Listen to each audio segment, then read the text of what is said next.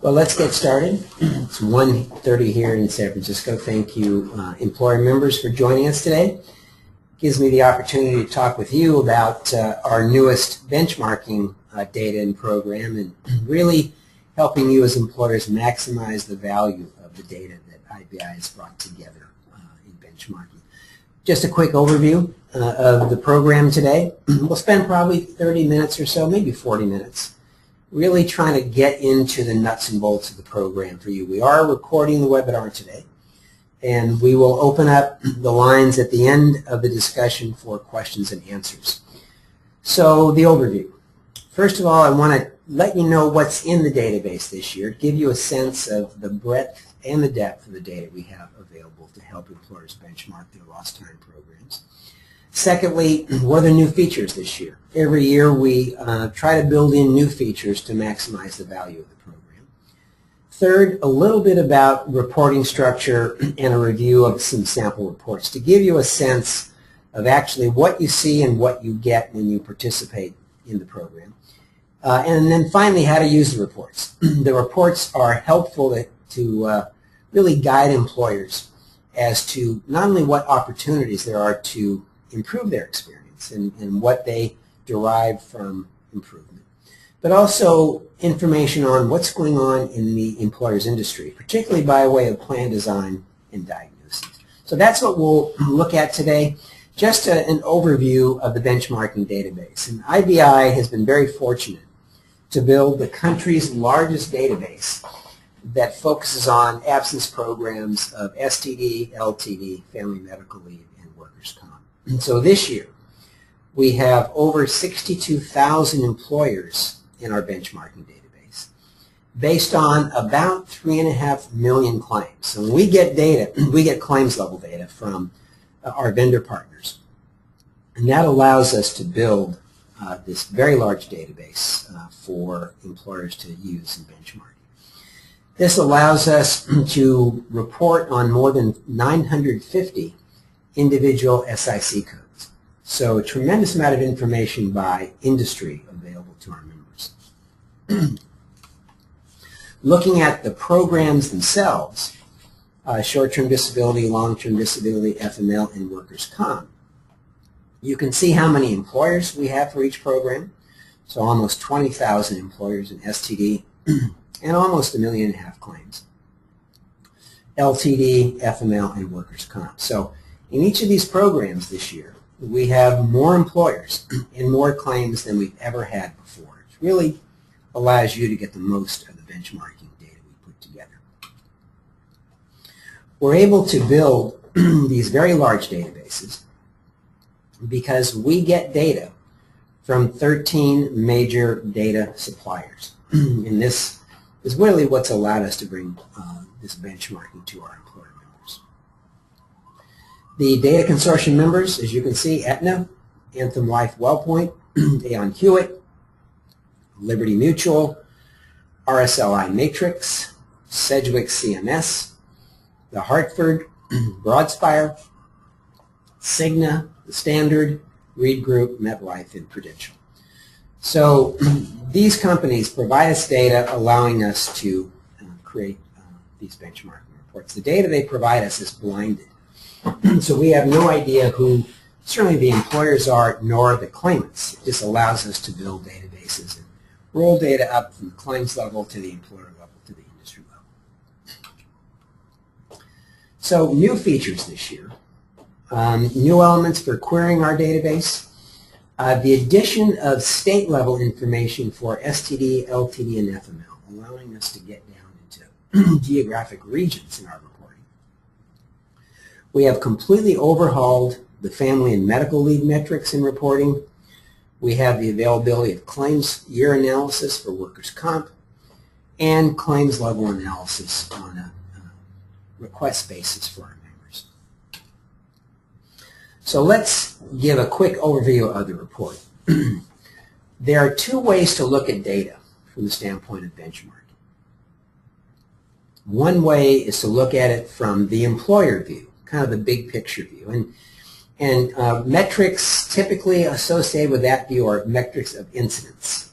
How many claims per, say, 100 covered lives. We also have the ability to look at the data at the claim level. So when we're interested in things like claims costs and durations, we often take a claims level view. But we have the two different views built into the program and report on both bases. We've organized our metrics in really key questions that are important to employers. So for example, how well is the program working, which are metrics of incidence? How severe are the cases, which are cost metrics? How much lost work time is generated, which focus, of course, on absence?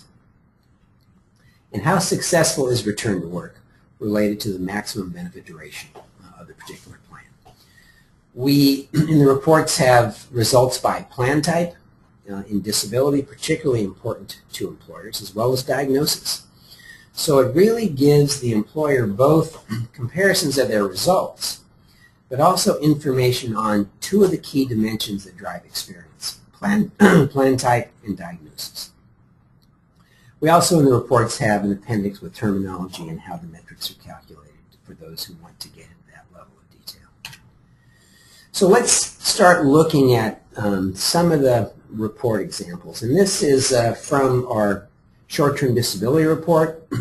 So every the report that employers receive has key dashboard metrics and scorecard. So we look at some basic metrics around claims experience, around lost work days, around claims payments, and around lost productivity, giving both the employer view and the claims view where appropriate. And we also have information on results, comparative results by basic diagnosis or MDC, major diagnostic category. So we orient the employer initially in the report to some high-level results comparing their experience to their industry. And every employer that participates in the program selects the industry that it wants to be compared to. When we get into the body of the report, and this is where you start to see these questions come up, how often the program is used, severity, etc. So for each question, these four basic questions, we have a number of metrics, which essentially are different measures addressing that question. And for each metric, we have a number of different statistics. So as you see, this first column in green is the company's own results. And then we always want to compare the company with a variety of different ways of viewing the underlying data. So oftentimes, organizations, when they think about comparing themselves, look at the average value or the arithmetic mean. Typically, that's a way we summarize large pools of data by saying the average is this, and it allows a company to compare their experience with the average. Another measure for comparison is the median. And that's the value that essentially splits the group into two equal halves. Now what's important about the average versus the median, if we think back to our math in high school, averages are influenced by extreme values. So if you have a number of cases with very large values or a number of cases with very small values, that affects the calculation of the average. The median is not so influenced. Both large values and small values don't influence the median because it's a measure of the midpoint. We also show for each metric a variety of percentiles. So, for example, the 10th percentile, if you think back, what that means is 90% of the employers have a value higher than the 10th percentile. The 25th percentile, 75% of the employers have a higher value, etc. So it's a way to visualize kind of comparisons in where the bulk of the distribution lies. If you're an employer, for example, that has a value of, let's say, 1.5 on this metric, what that tells you is you're well below the average and well below the median, but it also tells you that 90% of the employers have values higher than yours. And when we're looking at incidence or things like duration or cost, that's very good news indeed. Now we also show, for each metric, the number of employers that essentially provided data for the metric and the number of claims. Finally, in this part of the report, you can see the median value for all the employers, in this case in the short-term disability program. We give that really for context. Oftentimes employers certainly want to know, how do I compare within my industry? But they also may want to know, how do I compare with other employers generally? Now let's look at the next part of the report, which is plan design. And as I said, employers really, I think this is one of the key leverage points that employers have in trying to affect their experience, is changing their plan designs. So when we get the data from our data providers, we actually have plan level information attached to each claim. Now what that does is it allows us to essentially build a typology of plans based on two dimensions: the elimination period and maximum duration of benefits. So we take that information and essentially group the experience into these different plans. In this example, we have Plan A through Plan I. This allows the employer to start to see better what's going on in their industry by way of how many employers have particular plan types and the number and percent of distribution of employers within their industry by plan type. We also have, in this part of the report, the results by plan type. So the metrics that we just saw in the previous slide, we also have those metrics by plan type. So it really allows the employer to start to see not only what's going on in their industry by plan type use, but also what's experience look like by plan type as well. And the other piece of the report is around diagnosis. And you can see here again we show the company that's the focus in green, and it shows for each individual diagnosis group, percent of closed claims, percent of payments per closed claim, and lost days, and then compares that on the same dimensions with the industry. So the employer can start to see if their underlying diagnoses are quite different than the industry. Because when an employer compares its experience, and either they find they're either doing better or worse than the industry, it's always important to know what are the things that might lead to the differences. Clearly plan type is one, but the kinds of diagnoses that the employer is dealing with certainly is another. Now let's take the next step, because once an employer has a report and the employer starts to look at how am I different on various dimensions, now of course the real discussion, and perhaps the most important part of this, is where are the opportunities to improve and what might that mean to my company. So let's take a couple of examples. So as we look at savings opportunities, there are a couple of key steps, and actually we'll go through these key steps with a couple of examples here. And the first is to identify the actual experience of the organization as a starting point. Now sometimes an employer may not have all the data. And in case when the employer doesn't have data, it can actually use the industry average as a starting point. It's just as an example of what might be a reasonable estimate of where that employer is. The second step is to select a target for improvement. So every employer, I think, has a sense of their own organization. What's a reasonable amount of improvement in that particular dimension? And it's a way to say, if we did certain things, could we improve 10% or 15% or whatever? So those are the two key pieces. Where am I today, either in my actual data or a reasonable estimate, and what do I think is really reasonable as a target level for improvement? And then the third step, of course, is to actually calculate the potential savings from moving from one point to the other point. Now let's take a couple of examples, one using claims incidence and the other claim duration. So I've taken from our industry report for all employers in STD for the metric new claims per 100, the basic incidence metric. And we show what comes from the report around the average experience, the median, the percentile, 10th, 25th, 75th, 90th, number of employers and number of claims. But oftentimes we find that people, when they start looking at this kind of information, percentiles and numbers, it doesn't compute really easily. So there's another way to display this that makes it a little easier to visualize, and that certainly is simply laying out a straight line showing lower incidence on one end and higher incidence on the other, and simply place these various numbers along that dimension. So for example, we see here that 1 claim per 100, which is the 10th percentile from the report. And as I said, what that means is 90% of the employers have a higher value than that. The median, which, as I mentioned, cuts the group into 2 equal halves. Half the employers have a higher value than the median, half the employers have a lower value. Way up here on this end, employers with 12.5 claims per 100, only 10% of the employers in the industry have a higher incidence than that.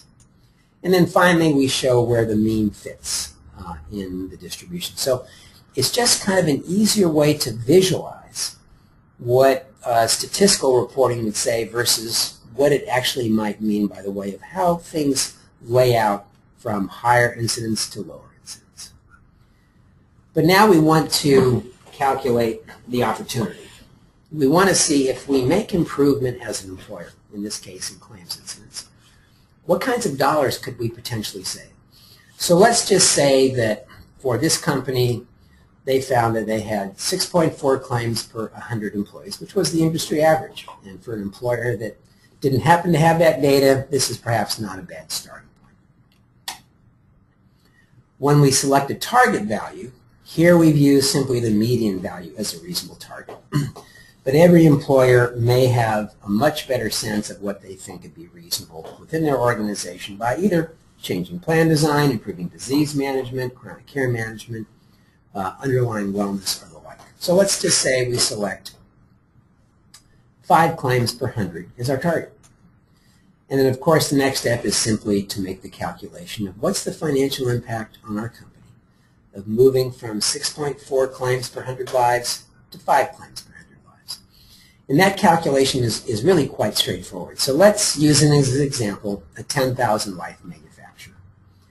Now, the company either has or estimates that their current experience is 6.4 claims per 100, and what that means is they have 640 claims. The target experience, 5 claims per 100, or 500 claims. Well, now that's simple subtraction to say, if we moved as a company from 6.4 claims per 100 to 5, we would reduce our claims, our new incidence of claims, to 140 claims.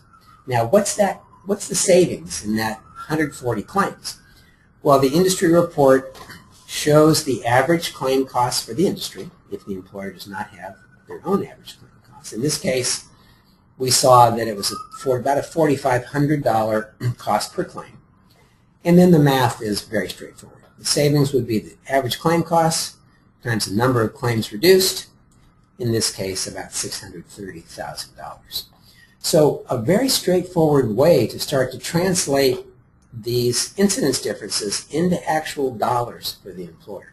Whether the employer is using actually its own numbers from the standpoint of incidence and claims costs, or relying on the report the employer receives as part of benchmarking. You can do it either way, but it allows a very straightforward calculation of savings and relies on industry data from the biggest database that exists to make those calculations.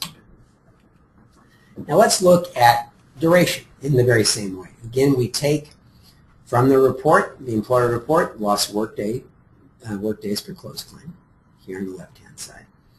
We array the information that we saw in the report, and again, let's just place that along this continuum from shorter durations to longer durations. Now, one of the interesting things here is you see this big gap between the 75th percentile and the 90th. So there are employers that are above this value, 10%, but you have this big gap in between, which is quite interesting. Now let's look again at the savings opportunities. We'll start with the current experience of 36.1 days, which is the average. Again, the employer may have its own number to use as a starting point, may want to use the industry average if the employer doesn't. We select the target, and again, we simply use the median for purposes of example, and here it's 26 days, and go through essentially the same savings calculation. We'll use that 10,000 life manufacturer with 640 claims. We know that the starting point, 36.1 claims times 640. Total lost work days across all those claims of a little more than 23,100. And we do the same calculation for a reduction in duration. In this case, we use 26. That might be really too much in the employer's individual experience or estimation, but of course, the employer is free to select the target that seems most appropriate. In this case, we'll just use 26 days per claim as the median. And we go through the calculation of 16,400 lost work days, or a difference of about 6,700 between the actual and the target. And now that we have that calculation, we can go through the math and say if we reduced our durations by that many days, simple math would tell us that an average of $4,500 per claim translates into about $125 per day in benefits payments. And now we're saving that $125 over about 6,700 lost work days, which translates into about $840,000. So the process is the same. The key, of course, is your starting point and what you think is a reasonable target. But it allows the employer to use the information contained in the report to start making very reasonable, empirically based estimates of the opportunities to make improvements in their program and what flows financially to the organization. Now, for those employers who are interested in the productivity piece of absence, because right now we're just talking about claims costs, and wanted to know, in this case, for what would I expect to get financially for 6,700 days saved in productivity, the employer can actually go in and use the IBI Absence Cost Estimator tool on our website, which is no cost, to actually estimate the productivity impacts of that 6,700 days for that employer based on their industry and occupational mix and the like. So it gives the employer some flexibility in whether they want to talk about this solely based on claims cost savings, or they want to take that broader view and get into the productivity implications, that is the financial effect beyond wage replacement of absence in their business. The report also supports what we might call industry intelligence. We find that employers often like to know what's going on in their industry, and these days, networking is time-consuming. And so the benchmarking reports also have information allowing the employer to really see what's going on in the industry. So what I've done here is simply taken some of that plan design information that we looked at and put it into graphical form. And as you can see here, we're simply showing the percent of employers in the industry with different plan types. Now, if you add all these things up, you'll see that it adds to more than 100%, because oftentimes employers have more than one plan type. But it really is a very quick view of what really exists in the industry group with your peers and, in fact, probably your competitors around plan design. Same thing with Diagnosis, taking that information in the report, simple pie chart, and you may want to, in your organization, you may be involved in making presentations to your colleagues and other programs, your senior management. This is a way to think about how to take this information from the report you receive and put it in a form where you can talk about what's going on in your industry and how you differ. And then finally, as we look at diagnosis and lost time, and you can see, and you could even, for an employer, show your own lost time by diagnosis compared to the industry. It's a very good way to start reflecting on things like disease management, chronic care management, and see how you really are faring from a lost time standpoint in individual diseases. Now, as we go forward, first of all, as I mentioned, we're recording this webinar. We're going to put it on our website, so please feel free to share that with colleagues inside your organization, and certainly other colleagues in your industry. Now, from the standpoint of pricing, of working with IBI to do benchmarking reports, so what we've done is essentially we have a flat fee of $500. And for that fee of $500, we will benchmark all 4 of the employer's programs, STD, LTD, FMLA, and workers' comp. Now, if the employer really only wants to benchmark 1 or 2, the employer still will get an industry report for the programs that it doesn't benchmark. We always want to drive information and drive the conversation about the broadest view of absence across programs that we can. Now, for information about participating in what we call our employer direct benchmarking, you can go to our website, www.ibiweb.org/employer-direct. You can get information on participation. You can actually register online, www.ibiweb.org, employer direct registration. That'll take you right to our registration page. And actually submitting your data is done online. I'll just kind of give you a couple screenshots of that process. We get some basic information about the employer and whether the employer is submitting data for the business or business units and the like. And then in this case for STD, we get information on claims experience. So you can see it's not a tremendous amount of data. And if the employer doesn't have all their data, it's okay, because you'll still have the advantage of looking at what's going on in your industry, even if you don't have your own data. And what we find is industry means or medians are very good surrogates for that discussion about how does this look to me? What might be going on and how might I take steps to improve? If you'd like information, any more information, you have follow-up questions on benchmarking, you can contact me. Here's my email address, or Skylar, here's his email address. I'd be happy to answer any questions that anyone in the audience might have today.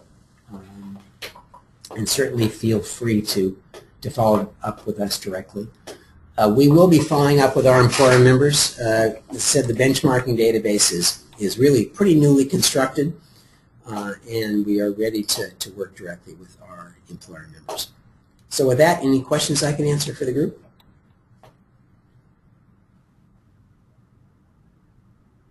Sure.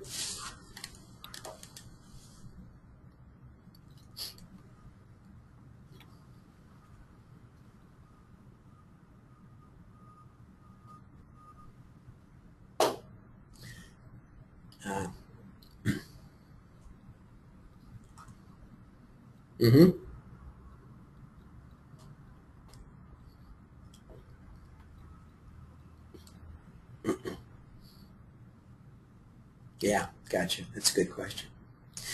And I would answer it in 2 ways. One, certainly for an individual employer, by participating over multiple years, you can actually look at your experience 1 year versus the previous year. For other employers within an industry, one of the things actually that came up at our recent board of directors meeting, in fact, one of our employer board members brought this up, and I think we're going to pursue that, is essentially organizing our employer members by industry and helping them connect to one another, to have that conversation about what strategies you're employing, what your experience been. We find that employers are very open in helping and talking to other employers. And one of the points this employer board member made is that we have an organization of over 740 corporations that are members of IBI, and about 630 or 40 are employers. And so you can, if you watch over the next several months, we'll start to connect our employers together to do that kind of thing and really help facilitate conversations around these issues. Any other questions I can answer? Okay.